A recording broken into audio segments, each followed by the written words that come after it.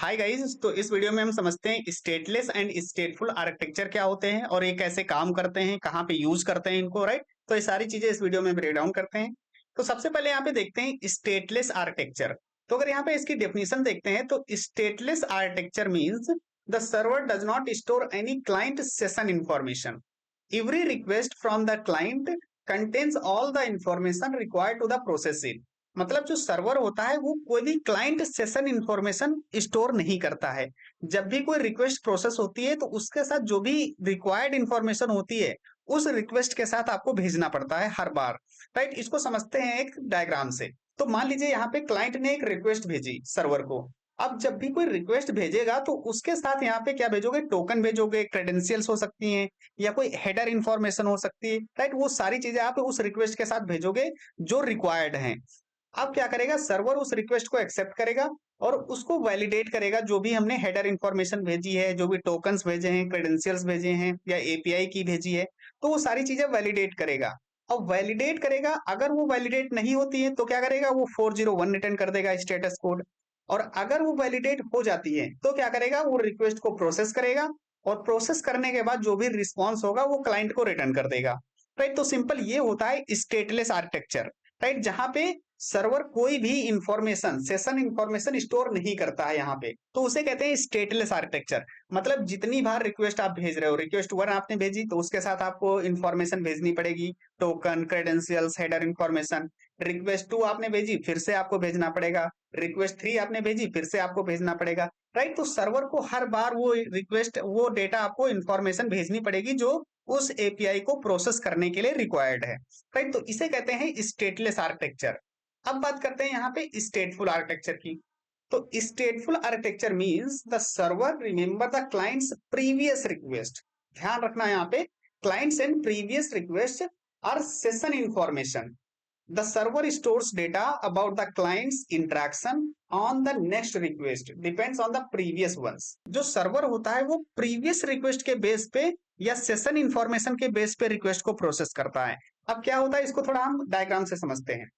तो मान लीजिए यहाँ पे क्लाइंट ने क्या किया, एक रिक्वेस्ट भेजी और वो रिक्वेस्ट फर्स्ट टाइम भेजी, राइट। फर्स्ट टाइम था वो रिक्वेस्ट भेजी और लॉगिन करने के लिए भेजी, उसमें क्रेडेंशियल्स थी। अब सर्वर के पास जैसे ही रिक्वेस्ट गई, सर्वर ने क्या किया, वो जो इंफॉर्मेशन थी, ऑथेंटिकेशन, जो क्रेडेंशियल्स थे, वो क्या करेंगे, वो सर्वर पे, मतलब जो सेशन स्टोरेज है वहां पे स्टोर करके रख देगा, क्रिएट कर देगा, एक स्टोरेज क्रिएट कर देगा सेशन डेटा, राइट। और उस सेशन डेटा की एक सेशन आईडी रिटर्न कर देगा सर्वर को, राइट। अब सर्वर क्या करेगा, उस सेशन आईडी को क्या करेगा, वो रिटर्न कर देगा क्लाइंट को, right. Session ID as a cookie में रिटर्न कर देगा। अब क्लाइंट क्या करेगा, क्लाइंट में जो सेशन आईडी रिटर्न हुई है कुकी में, उसको अपने ब्राउजर में, क्लाइंट साइड वहां पे स्टोर करा लेगा। ब्राउजर में स्टोर कराए, लोकल स्टोरेज या किसी रेडिस में करा ले, इन मेमोरी में स्टोर करा ले, राइट। कहीं भी वो सेशन डेटा जो है स्टोर करा लेगा हमारे क्लाइंट साइड में। अब जब भी कोई सेकेंड टाइम जब रिक्वेस्ट आएगी, राइट, तो प्रीवियस स्टेट, मतलब प्रीवियस रिक्वेस्ट, यहाँ पे जो प्रीवियस पहले भेजी गई थी, जो प्रीवियस डेटा था, उसी के बेसिस पे जो सेकेंड रिक्वेस्ट जब भेजी जाएगी तो उसमें सेशन आईडी हम भेजेंगे जो क्लाइंट साइड में स्टोर है, राइट, जो कुकी में स्टोर है। उस क्लाइंट, उस सेशन आईडी के बेस पे वो सर्वर क्या करेगा, प्रोसेस करेगा रिक्वेस्ट को। तो जो भी सेशन आईडी है वो लुकअप करेगा किसमें, जो हमने यहाँ पे स्टोर किया था सेशन स्टोरेज, राइट। जो स्टेट स्टोर था उसमें जाकर के वो स्टोर को सर्च करेगा कि वो सेशन आईडी है या नहीं है, वैलिड है या नहीं है। तो उसे बोलते हैं यूजर कॉन्टेक्स्ट, राइट। तो यूजर कॉन्टेक्स्ट में जाकर के चेक करेगा और अगर वो रिक्वेस्ट वैलिड होती है, राइट, सेशन आईडी वैलिड होती है, तो क्या करेगा, वो रिक्वेस्ट को प्रोसेस करेगा और प्रोसेस करने के बाद जो भी रिस्पॉन्स होगा वो रिटर्न कर देगा क्लाइंट को।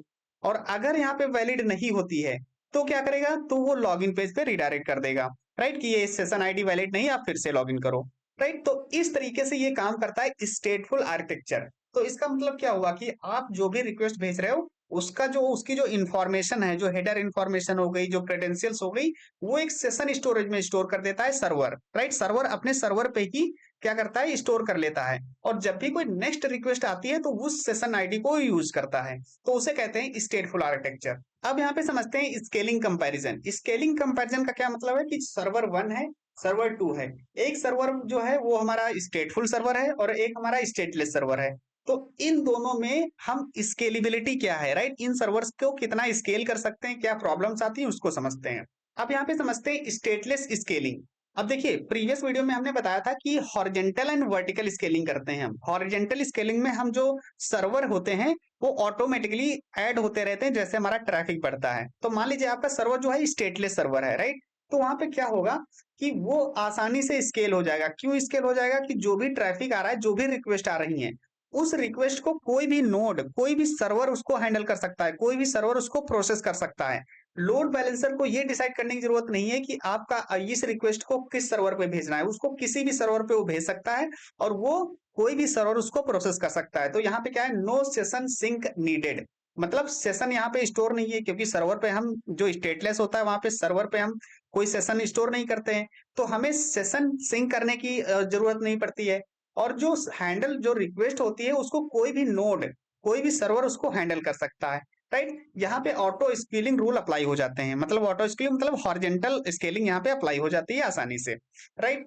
और ये किसके लिए? जैसे रेस्ट एपीआईज हो गई, माइक्रो सर्विसेज हो गई, राइट। यहाँ पे पब्लिक वेब सर्वर सर्विसेज हो गई, राइट। तो ये सारी चीजें कहाँ पे काम करती है? स्टेटलेस स्केलिंग में।